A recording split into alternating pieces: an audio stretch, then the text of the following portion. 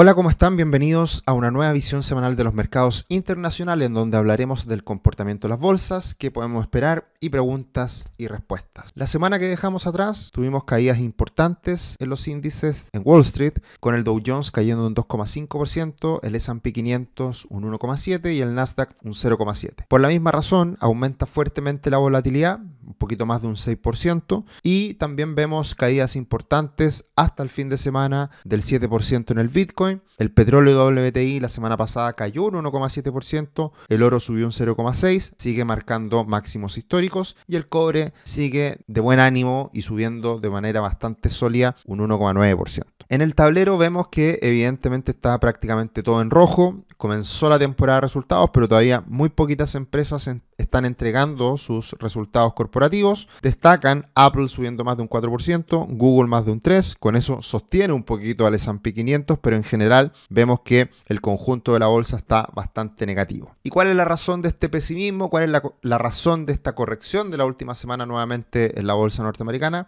Es que la inflación sigue siendo pegajosa. Esta es una imagen que Investing entregó hace ya algunas semanas atrás, pero es absolutamente atingente a la situación de esta última semana. Vemos que Jerome Powell sin duda está quedándose pegado con esta inflación y no tiene mucho margen de acción. Por ese motivo cambiaron bastante las expectativas esta semana respecto a la posible baja de tasas de la Reserva Federal de cara al futuro, y eso va de la mano con una inflación que se conoce en Estados Unidos para el mes de marzo un poquito por sobre lo esperado y lleva a la inflación de los últimos 12 meses al 3,5%. Esto no es nada terrible, es una inflación que está algo por sobre lo que espera la Fed, pero evidentemente el gran problema de esto es que la inflación no ha caído a niveles cercanos al objetivo de la Reserva Federal en torno al 2%. Entonces se ha demorado más tiempo en reducirse la inflación, y eso está de la mano principalmente con el sector servicios, que los precios han seguido más elevados. Y en la última semana también conocimos otros indicadores, como por ejemplo los PPI,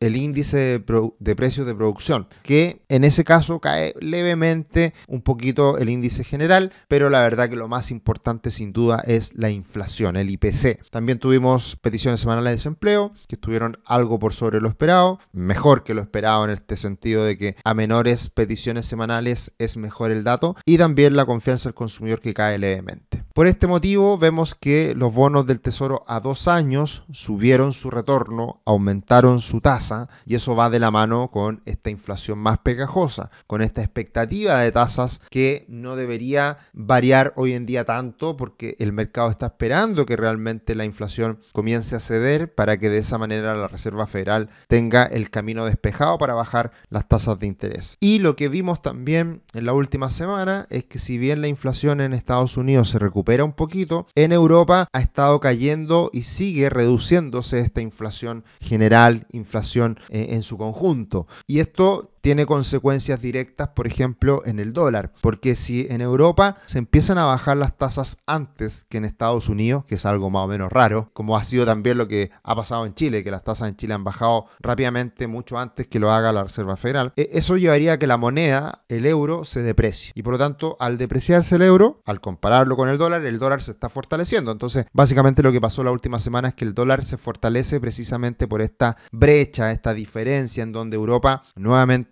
no cambia esto mucho, está más débil, menor crecimiento económico y también menor inflación. Así que por ese motivo es que el euro dólar cayó la última semana y el dólar en consecuencia se fortaleció a nivel global. Y mirando las expectativas de cara al futuro con las tasas, vemos que cae un poquito la posibilidad de mantención para la siguiente reunión de la Reserva Federal, pero en contraste aumenta un poquito la expectativa de lo que podría pasar en mayo, que podría ser que incluso ahora el mercado considera la posibilidad de subir las tasas. Entonces, si bien baja un poquito la de mantención, se revierte todo y ahora incluso se considera la posibilidad de subir tasas. Y por otro lado, para la reunión del mes siguiente, que viene siendo el 12 de junio, tenemos que se mantiene la posibilidad hoy en día de mantención, valga la redundancia, en un 63%, un poquito más. O sea, se sigue sosteniendo la posibilidad de mantener tasas por bastante tiempo más, y se reduce la posibilidad de disminuciones de tasas tasas. De hecho, hoy en día se esperaba que bajara la tasa a 500 puntos base, a 525, y eso se reduce respecto a la semana anterior. Recuerden que la semana anterior estábamos sobre el 50%, hoy día estamos en un 32,6%. Y nuevamente en esta tabla, en estas expectativas del mercado, se considera hoy día la posibilidad de que se suban las tasas en un 4% también para la sesión del 12 de junio. Así que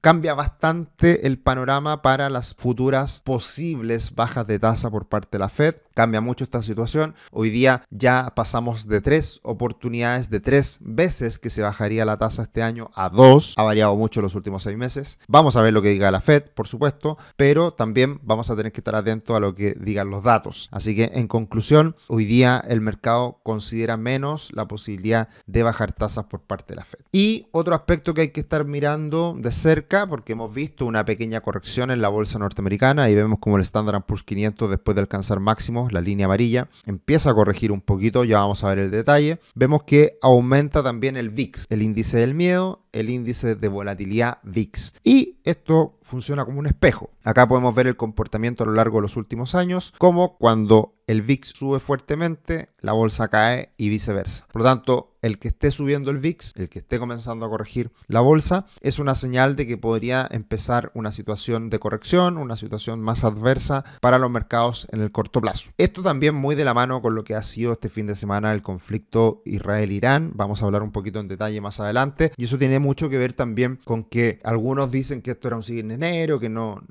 se consideraba, no se tenía en cuenta. Pero la verdad que en las últimas lecturas de esta encuesta que hace el Bank of America, que es sobre los riesgos para el mercado, la inflación alta ha seguido siendo la que lidera. Pero en segundo lugar, los aspectos geopolíticos, la geopolítica en su conjunto, es también un factor determinante, importante para los riesgos de los mercados en el corto plazo. Entonces, es algo que ya viene ocurriendo desde hace un tiempo. Recordemos, el conflicto Israel-Palestina ya lleva algunos meses y ahora Irán, y esto empieza a escalar. Ahora vamos a ver qué es lo que termina ocurriendo y vamos a dar detalles también más adelante de qué es lo que podría ocurrir. En todo este contexto vemos que el bono del Tesoro de 10 años alcanzó ya una resistencia importante que era el 61,8% de Fibonacci. Era ese nivel importante hoy día en 4,54 aproximadamente de tasa. Ya alcanza ese nivel y vamos a ver qué pasa. Si sigue subiendo, podría ir a alcanzar los máximos anteriores. De lo contrario, hasta ahí llegaría y podría comenzar la caída posteriormente. Pero ya, sin duda, hemos visto una presión al alza y se ha consolidado esos niveles. Lo que sí es importante en la última semana, por la debilidad del mercado norteamericano, por la debilidad de los índices en Wall Street, S&P 500 en particular, es que ya se empieza a dar una posible corrección. Veíamos la semana pasada un par de directrices que daba cuenta de que podría esto todavía sostenerse, pero la verdad es que ya está corrigiendo de una manera más importante. ¿Cuál es el objetivo a buscar en esta potencial corrección? Los 4.800 puntos aproximadamente. Toda esa zona que está ahí es entre el 38,2 y el 50% Fibonacci, más un soporte claro que vendría siendo la anterior resistencia y hoy día soporte en este nivel. Así que podría venir una caída en los próximos días. Sin duda, vamos a ver qué pasa en los mercados. Va a depender mucho de cómo se siga masticando esta información de la inflación en Estados Unidos y también, por otra parte, cómo se sigue masticando los conflictos geopolíticos. Y teniendo en cuenta también la geopolítica, hemos visto una recuperación en el último tiempo del petróleo. Hablábamos la semana anterior que había que estarlo mirando porque es un factor de riesgo precisamente para la inflación, pero la verdad que abre la semana bastante controlado, bastante atenuado el impulso, y la verdad que a pesar de que Irán ataca a Israel, pudo contener de buena manera Israel estos ataques. Viene una represalia al parecer, pero ha quedado claro que el poderío de Israel es enorme y por lo tanto no debería esto escalar de cara al futuro. Esa es la lectura, pero evidentemente en estas situaciones no se sabe mucho qué es lo que puede pasar posteriormente. De hecho, cuando se anuncia este ataque de Irán a Israel, vemos una caída muy fuerte en el Bitcoin que cambia de cierta manera el panorama de corto plazo para el Bitcoin, que venía siendo muy alcista. Rompe a la baja en las bandas de Bollinger, que para mí es un indicador súper importante. Cuando rompe hacia arriba es una señal alcista, cuando rompe hacia abajo es una señal bajista, pero mientras no rompa los $61.000 todavía no pasa nada, ya que ese es el soporte claro en este minuto. Pero si llega a romper los $61.000 el Bitcoin, puede caer de manera importante. Tu futuro comienza hoy. Conoce la primera plataforma de planificación financiera de Chile. Crea tu cuenta gratis y obtén una gift card de $25.000 creando tu cuenta gratis en patrimor.com para de esa manera acceder a alguno de nuestros cursos. El link está en la descripción. ¿Y qué esperamos para esta semana? Las ventas minoristas, importante siempre, índice manufacturero en Empire State y producción industrial de China, perdón. Habla Jerome Powell, siempre hay que escucharlo, y la verdad que es una semana bastante tranquila en cuanto a noticias económicas. No así en el mundo corporativo, en donde tenemos entrega de resultados. Goldman Sachs comienza la semana, Bank of America, también tenemos algunas farmacéuticas, Morgan Stanley, también entrega esta semana como importante en el mundo tecnológico Netflix, que es la primera empresa de las grandes que entrega el día jueves. Así que una semana mucho más movida en el ámbito corporativo. Estaremos viendo cómo finaliza este primer trimestre, que es el análisis que estaremos haciendo de las empresas norteamericanas. Y lo que les decía anteriormente respecto a los conflictos geopolíticos, evidentemente cuando hay situaciones de este estilo aparecen todos los medios, todos nos preocupamos, está el fantasma, la real preocupación de una tercera guerra mundial, y la verdad que es una situación compleja sobre todo por la pérdida de vidas, por el impacto que tiene esto en la gente. Ya lo vimos en el último tiempo y continúa la situación Rusia-Ucrania y todo lo que ha ocurrido en esa parte del mundo, pero favorablemente para los mercados, toda esta situación terrible, humana, no se traduce en un impacto real, importante de verdad en los mercados financieros. Y acá podemos ver muchas situaciones desde el año 1940, 1950 en adelante. Ahí ustedes pueden ver el detalle, pero por ejemplo,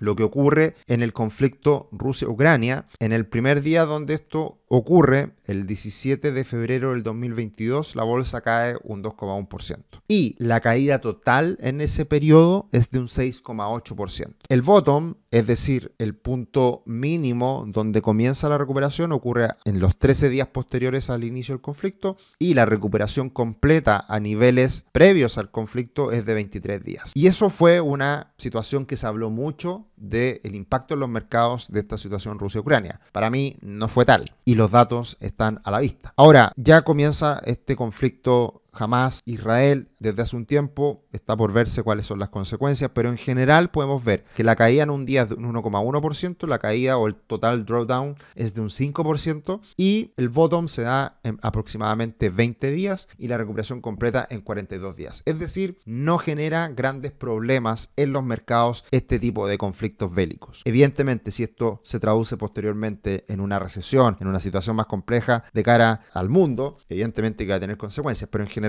son situaciones bastante puntuales y de poco impacto. Eso con el conflicto que estamos viviendo hoy en día, lamentable. Pasamos a las preguntas. Muchas gracias, excelente análisis como siempre, nos dice Silva Lagos. Gracias, Sergio, llama mucho la atención la plataforma de inversiones, pero en comparación de llevar un portafolio similar en una corredora, ¿qué beneficio nos daría usar Patrimor? Primero que todo, los costos, son muy bajos los costos de ocupar nuestra plataforma, y otro beneficio que nosotros tenemos incorporado a algunos fondos que nos gustan, que hemos seleccionado y que por lo tanto dan ese acceso específico a algunos productos que quizás en otras corredoras no se ofrecen o no se tiene tanta claridad de que existan. Así que esas son las principales ventajas. Es una plataforma más bien para ahorro, inversión, no tanto para transaccionabilidad, porque está contenida, reducida respecto a ciertos instrumentos. Leonardo, gracias, Sergio. Algunos analistas indican que posiblemente la gran corrección del S&P 500 pueda venir luego de la primera bajada de tasas de la Fed. ¿Esto te hace sentido? No lo sé, no me hace mucho sentido, no tendría mucha relación. Es un poco compra con el rumor, vende con la noticia, que claro, ya se ha dado todo el impacto alcista y al inicio de la bajada de tasa cambia la situación. Podría ser, pero no lo creo. ¿Sabes si ha ocurrido en otra ocasión algo así? No necesariamente. Mi primera impresión es que el mercado tome a bien las bajadas de tasa. Sí, pero como vimos la última semana, cambió bastante esta expectativa de baja de tasa y precisamente por eso el S&P 500 ya empieza a corregir de una manera más clara. Eso sería con la visión semanal de los mercados internacional. Nos encontramos en otro video. Que estén muy bien. Chao, chao.